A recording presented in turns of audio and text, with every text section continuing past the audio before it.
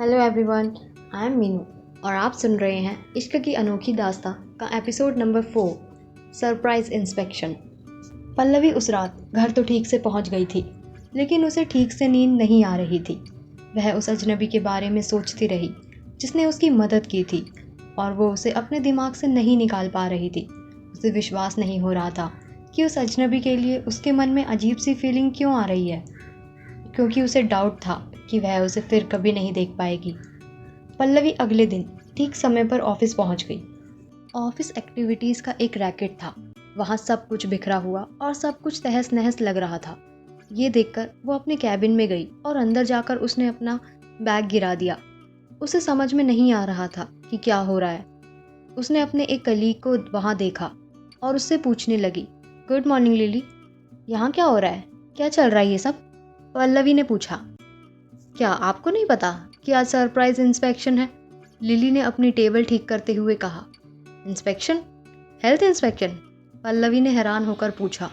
नहीं नहीं, एक अलग तरह का इंस्पेक्शन। हमारी कंपनी के सीईओ हमारे काम के मुताबिक हमें कंपनी में रखना है या नहीं ये चेक करवा रहे हैं, इसलिए तुम्हें यहाँ चारों तरफ सब काम करते हुए नजर आ रहे हैं, लिली ने जवाब दिया। तभी पल्लवी ने उससे पूछा, ओह ये तो बहुत अच्छी बात है, क्या ये इंस्पेक्शन हमेशा होता है? ऐसा कुछ नहीं है। अगर हमारी किस्मत अच्छी नहीं हुई तो 1 महीने में 4 बार, और किस्मत ने साथ दे दिया तो कभी किसी महीने में 2 बार होती है, लिली ने जवाब दिया। ठीक है तो फिर मैं मेरी डेस्क पर जाती हूँ, यह कहकर पल्लवी वहाँ से चली गई। उसे जाता देख लिली ने कहा, okay have a nice day. Pallavi अपने ऑफिस में जाकर अपनी सीट पर बैठ गई और मन में बड़बड़ाते हुए बोली, एक सरप्राइज इंस्पेक्शन। इससे पहले उसने कभी ऐसा कुछ नहीं सुना था।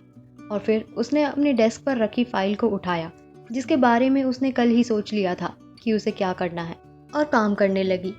और उसने सुबह सुबह ही अपना सारा पेंडिंग वर्क कंप्लीट कर लिया। उसे अब बहुत अच्छा लग रहा था, इसलिए उसने जल्दी जल्दी अपनी डेस्क का सारा सामान अच्छे से रख दिया और चुपचाप बैठ गई। दूसरी तरफ सुबह से ही सिद्धार्थ अच्छे मूड में था। सब जानते थे कि वो बहुत ही खड़ूस है। उसे कभी किसी के इमोशंस से कोई लेना देना नहीं होता, क्योंकि उसका मानना था कि इमोशनल होकर वो खुद का भी और दूसरे का भी टाइम बर्बाद करेगा। जब जो तुम चाहो वो हासिल कर सकते हो तो इन सब का क्या फ़ायदा? हो सकता है उसमें ये घमंड उसकी इस दौलत की वजह से आया हो। वो सिर्फ हैंडसम ही नहीं बल्कि एक अरबपति भी था जो 1 सेकंड में करोड़ों रुपए कमा सकता था। इस शहर के सभी लोग जानते थे कि शहर में उसके कई आउटलेट्स हैं और उनकी कई प्रॉपर्टीज सिर्फ इंडिया में ही नहीं बल्कि विदेशों में भी है। वो सिर्फ बिजनेस की दुनिया का ही राजा नहीं बल्कि शहर की हर लड़की के दिल में भी वो राज करता था। वैसे तो सब सिद्धार्थ को बाहर से ही जानते थे, लेकिन जो भी लड़की उसके कांटेक्ट में आती थी वो भी जान जाती थी कि सिद्धार्थ कितना अकड़ू और खड़ूस है। अखबारों और मैगजीन में तो वो हमेशा सुर्खियों में रहता था और सिद्धार्थ को ये सब बहुत पसंद था। सिद्धार्थ फिजिकली भी काफ़ी फिट था। उसके अलावा उसकी ये मदहोश करने वाली नीली आंखें में तो जैसे जादू था जो किसी को भी अपने वश में कर ले। उसके लिए किसी भी लड़की का दिल जीतना चुटकी बजाने जैसा आसान काम था और वो उसे एक खेल समझता था। अगले दिन जैसे ही वो नींद से उठा उसके सर में दर्द था। हर बार वो अपने आप को ज़्यादा ड्रिंक करने से रोकता था, लेकिन हर बार वो लिमिट से ज़्यादा पी लेता और अगले दिन उसके सिर में बहुत ज़्यादा दर्द रहता था। और कल रात भी कुछ ऐसा ही हुआ। कल भी किसी पार्टी में उसने बहुत ज़्यादा पी ली थी। ये अमीरों की पार्टियां भी बड़ी अजीब होती हैं। कल रात की पार्टी आधी रात के दौरान ख़त्म हुई थी और कल रात क्या हुआ उसे कुछ भी याद नहीं था। उसे बस इतना याद था कि वो पार्टी में किसी होटल में था और काफ़ी ड्रिंक करने के बाद वो घर वापस आ गया। कल रात होटल में क्या हुआ उसे कुछ भी याद नहीं आ रहा था, इसलिए वो अपने आप पर चिल्लाते हुए बोला, डैम इट, शराब ने उसकी याददाश्त पर पानी फेर दिया था। मुझे नशा उतारने के लिए कोई ड्रिंक भेजो, मैं इस सरदर्द के कारण उठ भी नहीं पा रहा हूँ, सिद्धार्थ ने अपने नौकर से कहा। नौकर ने उसके पानी में कुछ मिलाया और सिद्धार्थ को दे दिया। पहला घूंट पीते ही सिद्धार्थ ने गुस्से से चिल्लाकर कहा, ये क्या है? उसे ऐसा लग रहा था इसे अभी फेंक दे। नौकर ने बड़े आराम से जवाब दिया, सर ये ड्रिंक बिल्कुल हर्बल है, इसके कोई साइड इफ़ेक्ट नहीं है। वो नौकर सिद्धार्थ को बचपन से जानता था क्योंकि वो उनके घर में काफ़ी सालों से काम कर रहा था। और फिर सिद्धार्थ ने मुंह बनाते हुए उस ड्रिंक का एक और सिप पिया और कहा, ओह गॉड। और फिर से उसे उस ड्रिंक को फेंकने का मन कर रहा था। और फिर वो बोला, इसका स्वाद थोड़ा कड़वा और अजीब है, लेकिन इसने मेरा काम कर दिया। और फिर वो वहाँ से उठकर फ्रेश होने चला गया। उसने ठंडे पानी से नहाया, जिससे उसका माइंड फ्रेश हो गया और अब वो ड्राइव कर सकता था। और थोड़ी ही देर में वो तैयार होकर अपनी फरारी लेकर ऑफिस पहुंचा। सिद्धार्थ को कल रात की कुछ कुछ बातें याद थी। जैसे ही ऑफिस के अंदर आया, उसे देखते ही उसके पीछे रजत ने कहा, सर इंस्पेक्शन के लिए चले हम? हाँ, सिद्धार्थ को याद था कि उसने कल रात को रजत को कॉल करके कहा था कि वो आज सुबह अपने ऑफिस में एक सरप्राइज इंस्पेक्शन लेना चाहता है। और रजत जानता था कि सिद्धार्थ ये सब कभी भी कर लेता था, क्योंकि वो अपने यहाँ काम करने वाले स्टाफ को स्ट्रिक्टली रखता था ताकि कोई प्रॉब्लम ना खड़ी कर सके। सिद्धार्थ इंस्पेक्शन के लिए ऊपर जाने लगा। उसके पुराने एम्प्लॉयज़ तो जानते थे, इसलिए वो अपने काम को हमेशा अप टू डेट रखते थे। लेकिन वहाँ कल ही एक लड़की ने असिस्टेंट ऑफ आर्किटेक्ट की जॉब ज्वाइन की थी। उधर पल्लवी करीब आधे घंटे तक ऐसे ही बैठी रही और फिर उसे अचानक बाहर किसी के बड़बड़ाने की आवाज़ सुनाई दी। ऐसा लग रहा था कि कंपनी के सीईओ आ चुके हैं। इसलिए वो जल्दी से अपनी सीट से उठी और उसने जल्दी से अपने कैबिन का दरवाज़ा खोला। उसकी कैबिन हॉल के सबसे लास्ट में थी, इसलिए ये बहुत अच्छी बात थी कि सीईओ को उसके पास आने से पहले बाकी सबके डेस्क पर जाना पड़ेगा। और तभी उसकी नज़र बाहर खड़े इंसान पर पड़ी, जिसे देखकर वो हैरान रह गई, क्योंकि वो उस अजनबी इंसान को कैसे भूल सकती थी, क्योंकि उसका वो गठीला बदन, उसकी चौड़ी छाती, किसी सोल्जर जैसे वो कंधे। जहाँ तक उसे लगता है, ये तो वही कल रात वाला अजनबी है जिसने उसे कल रात बचाया था। ये यहाँ क्या कर रहा है? क्या ये इस कंपनी का कोई इन्वेस्टर है? उसे देखते ही उसके दिमाग में अलग अलग बातें आ रही थी। उसे समझ नहीं आ रहा था आखिर ये यहाँ क्यों आया है। तभी उसने किसी को कहते हुए सुना, good morning mister Raizada. Pallavi को अपने कानों पर भरोसा ही नहीं हुआ। तो ये है इस कंपनी का सीईओ, जिसके सरनेम के नाम से ही इस कंपनी का नाम है।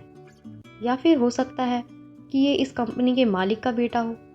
पल्लवी मन ही मन अपने आप से कहने लगी। वो आदमी पल्लवी के कैबिन की तरफ ही आ रहा था। ये देखकर पल्लवी बहुत घबराई हुई जल्दी से अपने कैबिन में आ गई और अपनी सीट पर बैठकर उसका इंतज़ार करने लगी। तभी उसके कैबिन पर किसी ने दस्तक दी। पल्लवी ने कांपती हुई आवाज़ में कहा, प्लीज़ कम इन। उसे पूरा यकीन था कि वही है। ये सुनते ही वो दरवाज़ा खोलकर बड़े रौब से अंदर आया और उसके पीछे पीछे एक अनजान आदमी भी आ गया, जो पल्लवी को नहीं जानता था। और कुछ कहने से पहले वो हैंडसम उसे कुछ देर तक ऐसे ही देखता रहा, जैसे वो उसे पहचानता हो। क्या तुम अपने मेहमानों को बैठने के लिए नहीं कहती हो? और फिर उसने अपनी कड़कती हुई आवाज़ में कहा। उसकी आवाज़ सुनकर पल्लवी के दिल की धड़कनें बहुत बढ़ गई और उसने कांपती हुई आवाज़ में कहा, हाँ हाँ बैठिए ना आप। उस आदमी ने कहा, ठीक है थैंक यू। तो मैंने सुना तुमने कल ही ज्वाइन की है ये कंपनी, तो कितना काम किया तुमने? ठीक है, अभी तो काम है यहाँ। वो ज़्यादा कॉन्फिडेंट नहीं दिखना चाहती थी, क्योंकि वो नहीं चाहती थी कि उसे और काम दिया जाए। वो जानती थी कि अगर उसने ओवर कॉन्फिडेंस दिखाया तो उसे और ज़्यादा काम दे दिया जाएगा, जिसे वो हैंडल नहीं कर पाएगी। बहुत है, अच्छा तो अभी तुम्हारा काम पूरा नहीं है, उस हैंडसम ने उसकी आंखों में देखते हुए कहा। उसे ऐसे देखते ही पल्लवी उसकी नीली और खूबसूरत आंखों में खो गई। पल्लवी को ऐसा लगा जैसे उसका दिल उसके लिए ज़ोरों से धड़क रहा है। ना जाने क्या जादू कर दिया है इसने तो। पल्लवी अभी ऐसा सोच ही रही थी और अचानक पल्लवी ने कहा, नहीं सर, मेरे कहने का मतलब ये नहीं था। मैं तो कह रही थी कि सर इतना काम सही है बिल्कुल। ये सुनकर उस हैंडसम से चेहरे पर एक हल्की सी मुस्कान आई और अगले ही पल वो फिर से सीरियस हो गया और बोला, तो इसका मतलब ठीक ठाक ही कर रही हैं आप अपना 100% नहीं दे रही अपने काम को मैडम। उसने एक झूठी मुस्कुराहट से कहा। उसकी बातें सुनकर पल्लवी पहले ही घबरा रही थी, इसलिए उसने कहा, सर मैं आपको विश्वास दिलाती हूँ कि मैं अपना काम अच्छे से कर सकती हूँ। ठीक है, तो मैं पहले तुम्हारे कुछ बिल्डिंग प्लान्स देखूँगा। फिर तय करूँगा कि तुम्हें और काम देना है या नहीं। ये कहते हुए उसने अपनी उंगलियों को हवा में घुमाया। ये सुनकर पल्लवी ने कहा, थैंक यू सर। ये सुनकर उसके मन में तसल्ली हो गई कि अभी उसके काम को देखा जा रहा है और वो उम्मीद कर रही थी कि वो सारे टेस्ट पास कर ले। वैसे मिस पल्लवी, मैं सिद्धार्थ सिंह रायज़ादा हूँ। मुझे लगता है इससे पहले आपको मेरा नाम नहीं पता होगा, और ये मेरे सेक्रेटरी मिस्टर रजत हैं। इसलिए अगर आपको इस ऑफिस में कोई प्रॉब्लम आए तो आप इनसे कह दीजिएगा। रजत अपनी तरफ से उसे हैंडल कर लेंगे या फिर मुझे बता देंगे। ये कहकर वो वहाँ से जाने लगा और बाहर निकलते ही उसने पलटकर फिर से कहा, मेरी नज़र रहेगी मिस पल्लवी आप पर। ये कहते हुए उसके चेहरे पर एक अजीब सी शरारत भरा अंदाज था। लेकिन इससे पहले कि पल्लवी ये नोट कर पाती, सिद्धार्थ ने अपना चेहरा दूसरी तरफ कर लिया। पल्लवी ने देखने की कोशिश की, लेकिन तब तक वो वहाँ से जा चुका था। उसके बाद पल्लवी कैबिन का दरवाज़ा बंद करके अपनी चेयर पर बैठ गई। उसे एसी में भी पसीना आ रहा था। थोड़ी देर पहले जो कुछ भी हुआ उसे यकीन ही नहीं हो रहा था कि कल रात वो जिससे मिली अभी कुछ देर पहले वही उसके साथ इस कैबिन में था। वो अभी भी कुछ समझ नहीं पा रही थी। उसके चेहरे पर से तो ऐसा लग रहा था कि वो ना जाने किस मकसद से उसके कैबिन में आया था। इसकी दो ही वजह हो सकती थी, एक कि या तो उसका चेहरा उसे याद नहीं है या फिर वो उसे याद ही नहीं करना चाहता। पल्लवी के दिमाग में बहुत सारे सवाल आने लगे, जैसे आखिर क्यों उसने जाते हुए उसे ऐसा क्यों कहा, आखिर वो क्या चाहता है। पल्लवी जैसे उसके बारे में सोचते सोचते खो ही गई।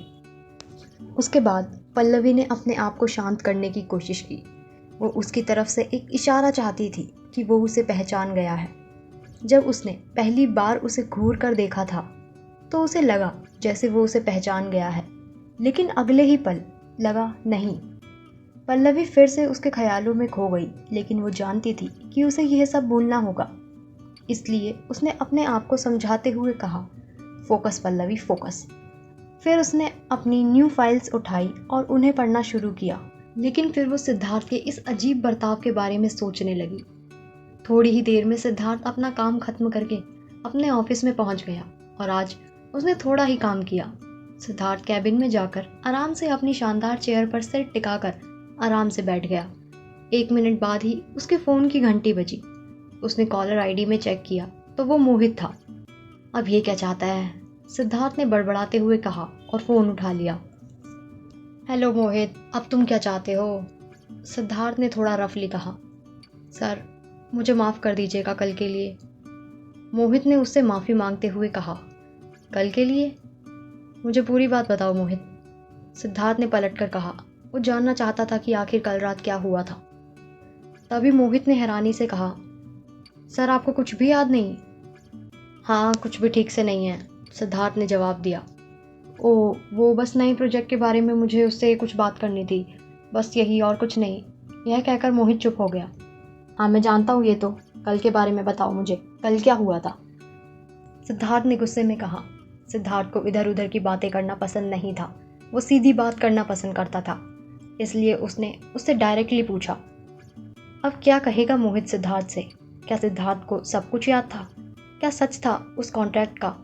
जानने के लिए बने रहिए मेरे साथ और सुनते रहिए इश्क की अनोखी दास्तां के आने वाले एपिसोड्स। Thank you.